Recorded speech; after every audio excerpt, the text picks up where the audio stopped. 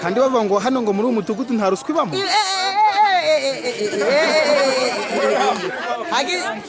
N'akagari n'umurenge baradya. Guhera ku mudugudu kazamura barya isibo ntabwo rigira isibo bayiha kasi isibo nta gaciro bagira isibo sizi ngo barya ni ba mudugudu barya kuzamura n'uwavuye gufata yamuhaga ibiryo kubyo yavuye gufata.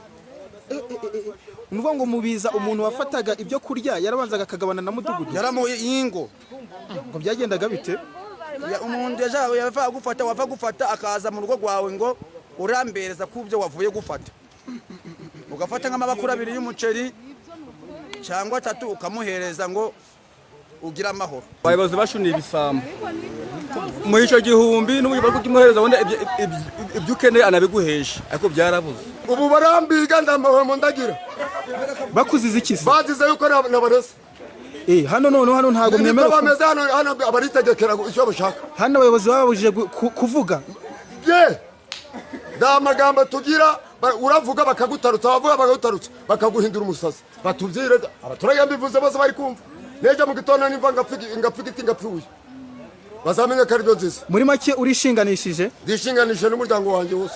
Umunyamakuru w'Ijwi TV yasuye abaturage bo mu karere ka Rubavu umurenge wa Nyundo ariko cyane cyane abo mu kagari ka Nyundo.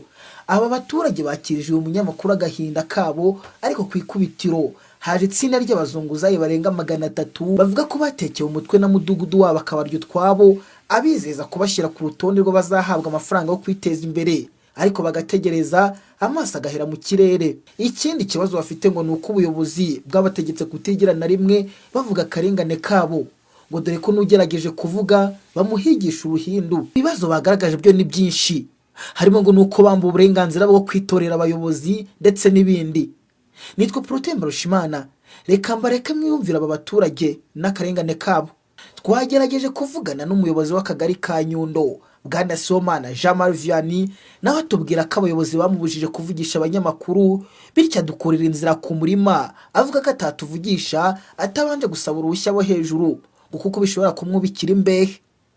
Protais Mbarushimana, Ijwi TV mu karere ka Rubavu.